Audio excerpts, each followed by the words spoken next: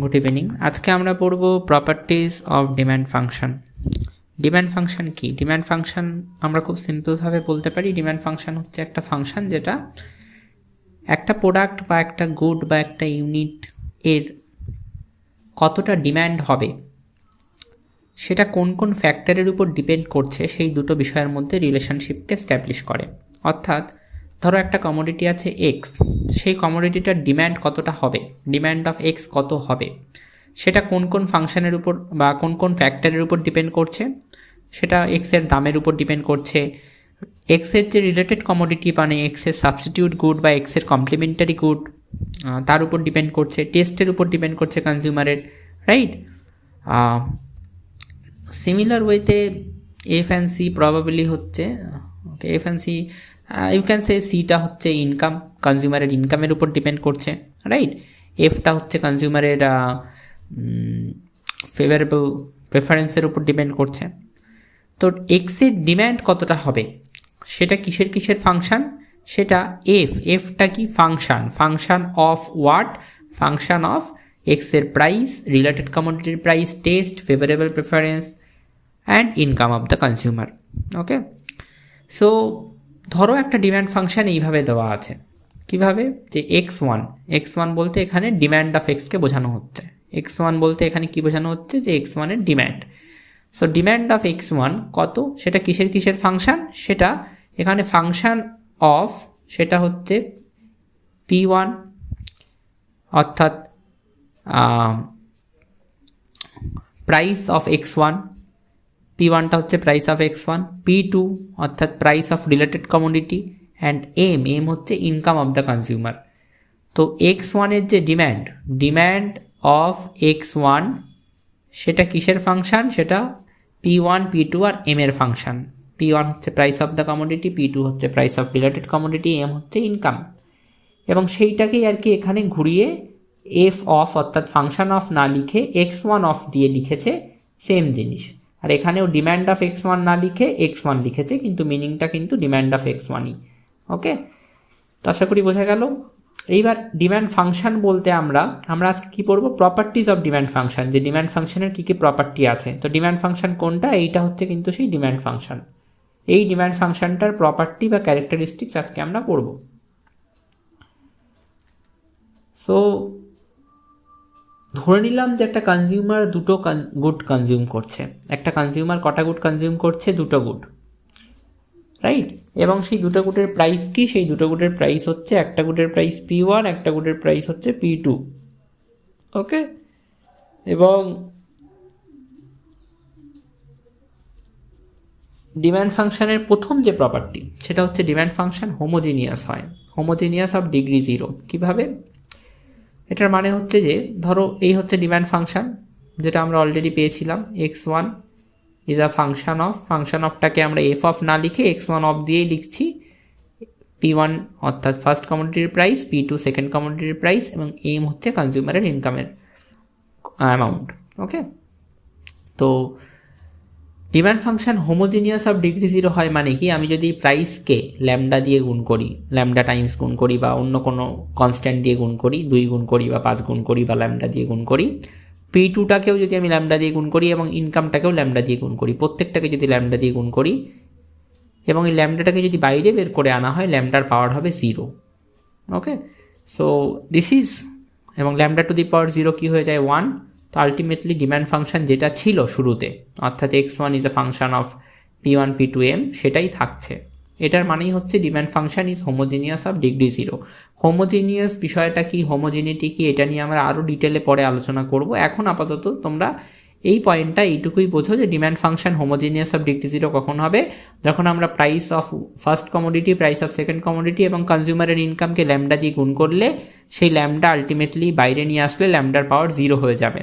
ওকে, তখনই আমরা বলবো demand function is homogeneous of degree 0। Second demand ফাংশনের প্রপার্টি হচ্ছে নো মানি ইলিউশন। ইনকামকে যদি টি প্রপোর্শনে বাড়ানো হয় তাহলে মার্জিনাল ইউটিলিটি অফ মানি সেটাও টি প্রপোর্শনে বাড়ে। অর্থাৎ আমি কারোর ইনকামকে যদি আমি ধরো ইনকাম 1 টাকা ছিল এবং তার মার্জিনাল ইউটিলিটি ছিল 10 ইউনিট, ইনকামকে যদি আমি টি প্রপোর্শনে বাড়িয়ে দিই, টি প্রপোর্শন বলতে ধরো আমি টি মানে আমি ধরলাম 5, তো ইনকামকে যদি আমি 5 প্রপোর্শনে বাড়িয়ে দিই বা 5 গুণে বাড়িয়ে দিই তাহলে একটা হয়ে যাবে 5, এবং এই যে মার্জিনাল ইউটিলিটি যেটা 10 ছিল সেটাও কিন্তু 5 গুণ হয়ে যাবে 50 ইউনিট। এটাই বোঝানো হচ্ছে যে ইনকামকে যদি টি প্রপোর্শনে বাড়ানো হয় মার্জিনাল ইউটিলিটি অফ মানি সেটাও কিন্তু টি প্রপোর্শনে বেড়ে যায়। সো এটার মানে কি, যে amount of consumption in current period and previous period remain same, অর্থাৎ আগের পিরিয়ডে যা কনজাম্পশন হচ্ছিল এখনের পিরিয়ডেও সেই একই পরিমাণ কনজাম্পশন হচ্ছে, রাইট। তো এখানে নো মানি ইলিউশনকে কীভাবে আমরা প্রুভ করতে পারি, আমরা একটা ইউটিলিটি ফাংশন নিয়েছি যে utility is a function of, দেখো utility is a function of x1 আর x2, এগুলো কিন্তু আমি পড়িয়েছি, তোমাদেরকে অপটিমাইজেশনের ভিডিওগুলো দেখতে হবে ভালো করে। সো এই ফাংশন অফ না লিখে এটাকে লেখা হচ্ছে U is a U of মানে কিন্তু ফাংশন অফই, সেটাই এখানে লেখা আছে। এবং ম্যাক্সিমাম করতে হবে আমাদের, এটাকে ম্যাক্সিমাইজ করতে হবে। সাবজেক্ট টু বাজেট কনস্ট্যান্ট হচ্ছে m equals to p1x1 plus p2x, budget কনস্ট্যান্টের রেসপেক্টে কীভাবে এটাকে ম্যাক্সিমাইজ করে এগুলো কিন্তু আমি করিয়েছি। এবার ধরো ইনকাম টি প্রপোর্শনে বেড়ে গেল, তাহলে এখন কনস্ট্রেইনটা কি হলো, কনস্ট্রেইন বাজেট কনস্ট্রেইন যেটা ছিল m equals to p1x1 plus p2x2, ইনকামটা টি প্রপোর্শনে বেড়েছে, তো ইনকামটা টি প্রপোর্শনে বাড়লে m এর সাথে টি গুণ হবে এবং এই p1x1 এর সাথেও টি গুণ হবে, p2x2 এর সাথেও টি গুণ হবে, বোথ সাইডটাকে ইকুয়াল রাখতে হলে, রাইট। এবার আমরা এটাকে নর্মালি যেভাবে আমরা অপটিমাইজ করি, কোনো ফাংশনকে যেভাবে ম্যাক্সিমাইজ করতে হয় সেভাবেই করছি আমি, এটা তোমাদেরকে কিন্তু ডিটেইলে করিয়েছি, ঠিক আছে। তো অপটিমাইজেশন টেকনিকের ভিডিওগুলো কিন্তু ভালো করে দেখতে হবে।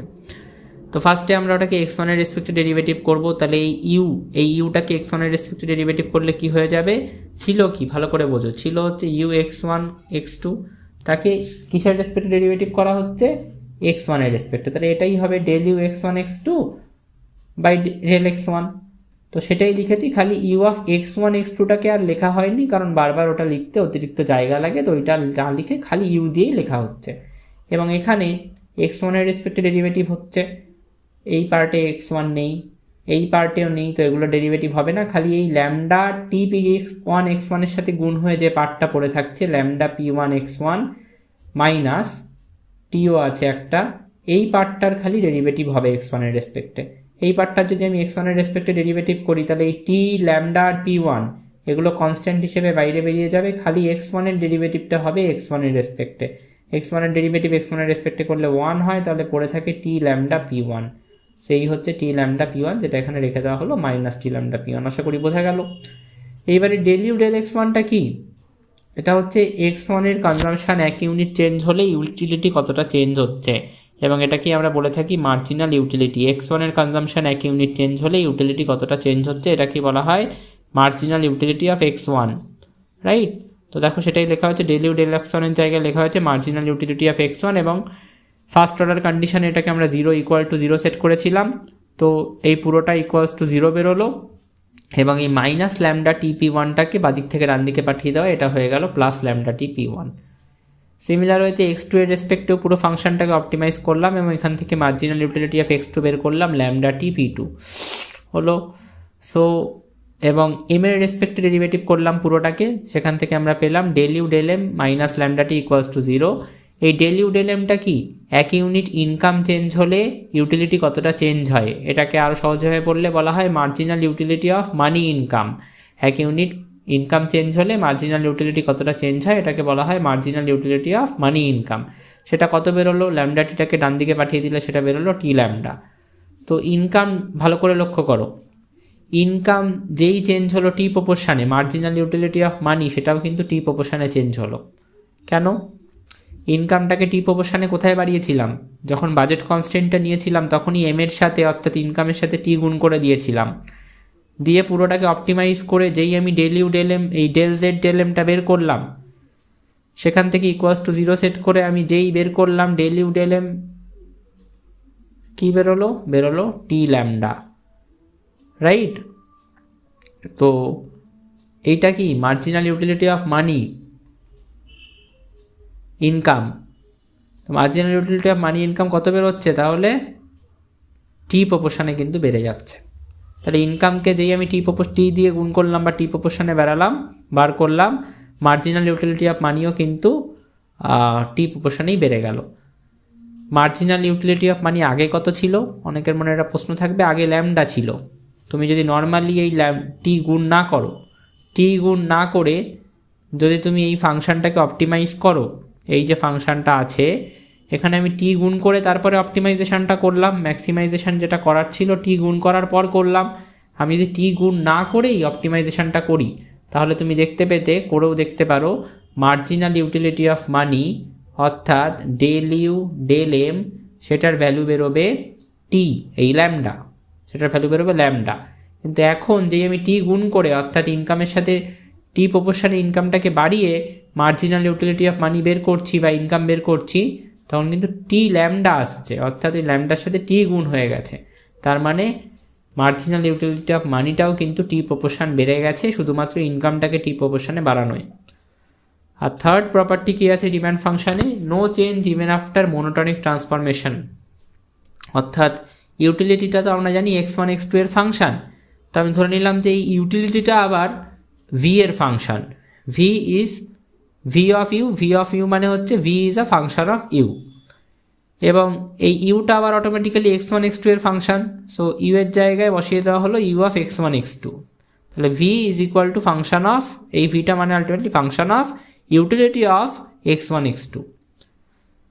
সো যদি ভি ড্যাশ, এই ভিটা তার ফার্স্ট অর্ডার ডেরিভেটিভটা যদি গ্রেটার দ্যান 0 হয় তবেই আমরা বলতে পারি যে V is a monotonic transformation of U equals to U আর x1 x2। এখানে আবার দেখো ডেরিভেটিভ করা হয়েছে, তো এখানে আবার আলটিমেটলি আমরা ইউটিলিটি ফাংশনটাকে ভি এর ফাংশন হিসেবে নিয়েছি এবং বাজেট কনস্ট্যান্ট নিয়েছি, নিয়ে জেড যেটা আমাদের অপটিমাইজেশন প্রবলেম, যেটা আলটিমেটলি সেখানে V is a function of U of x1 x2 নেওয়া হয়েছে এবং বাজেট কনস্ট্যান্টটা নেওয়া হয়েছে, নিয়ে আমরা আলটিমেটলি এখানে ডেল জেড ডেল x1 বের করেছি। ডেল জেড ডেল x1 বের করার সময় এখানে দেখো কোথাও এখানে কিন্তু চেন রুলের ডেরিভেটিভটা হবে, অর্থাৎ আগে এই ভি এর মধ্যে অলরেডি x1 আছে ঢুকে ইউ এর মধ্যে বসে, তো ভি এর আগে ইউ এর রেসপেক্টে ডেরিভেটিভ হবে, তারপরে ইউ এর ডেরিভেটিভ হবে x1 এর রেসপেক্টে, এবং এখান থেকে আমরা এই ভিটা ডেল ভি ডেল ইউটাকে ভি ড্যাশ লিখলাম এবং ডেল ইউ ডেল x1টাকে ডেল ইউ ডেল x1ই রাখলাম, ল্যামডা p1টাকে বাদিক থেকে ডান দিকে নিয়ে আসায় ওটা হয়ে গেল প্লাস ল্যামডা p1। সিমিলার ওয়েতে x2 এর রেসপেক্টে ডেরিভেটিভ করে এই জিনিসটা পেলাম। এইবারে 1 নম্বর ইকুয়েশনে যা আসলো আর 2 নম্বরে যা আসলো সেই দুটোকে আমরা ভাগ করে দেবো, সেই দুটোকে কি করব ভাগ করে দেবো। তো সেই দুটোকে ভাগ করায় কি আসছে দেখো, ভি ড্যাশ কেটে যাবে, পড়ে থাকবে del u x1 by del u x2 equals to lambda p1 by lambda p2, lambda p1 lambda কেটে যাবে। ডেল ইউ x1 মানে কি, ডেল ইউ x1 মানে হচ্ছে মার্জিনাল ইউটিলিটি অফ x1, আর ডেল ইউ ডেল x2 মানে কি, এটা হচ্ছে মার্জিনাল ইউটিলিটি অফ x2। তার মানে আলটিমেটলি আমি পেলাম যে marginal utility of x1 by marginal utility of x2 হচ্ছে p1 p2। আগে যদি এটা তুমি করতে, অর্থাৎ নর্মালি যদি মোনোটনিক ট্রান্সফরমেশন না করেও যদি এটা করতে, অর্থাৎ নর্মাল যে utility is a function of x1 x2 minus lambda দিয়ে m minus p1 x1 minus p2 x2, এখান থেকেও যদি তুমি এই ফার্স্ট অর্ডার ডেরিভেটিভ বের করতে, তখনও তুমি দেখতে পেতে আলটিমেটলি যে marginal utility of x1 by marginal utility of x2 রেশিওটা কিন্তু p1 বাই p2ই আসছে। তার মানে আলটিমেটলি এখান থেকে আমরা কি বলতে পারি যে মোনোটনিক ট্রান্সফরমেশন করার পরেও কিন্তু ডিমান্ড ফাংশনে কোনো চেঞ্জ আসছে না। তাহলে ডিমান্ড ফাংশনের 3টে প্রপার্টি কী কী, একটা হচ্ছে demand function is homogeneous of degree 0, demand function degree 0তে হোমোজিনিয়াস হয়, ডিমান্ড ফাংশনে কোনো মানি ইলিউশনের গল্প থাকে না, অর্থাৎ মার্জিনাল ইউটিলিটি অফ মানি যদি আমরা ইনকামটাকে টি প্রপোর্শনে বাড়াই তাহলে মার্জিনাল ইউটিলিটি অফ মানিটাও টি প্রপোর্শনে বাড়বে, এবং ডিমান্ড ফাংশনে কোনো চেঞ্জ হয় না, মোনোটনিক ট্রান্সফরমেশনের পরেও ডিমান্ড ফাংশনে কোনো চেঞ্জ হয় না, no change in demand function even after monotonic transformation. So these are the 3 properties of the demand function. Thank you.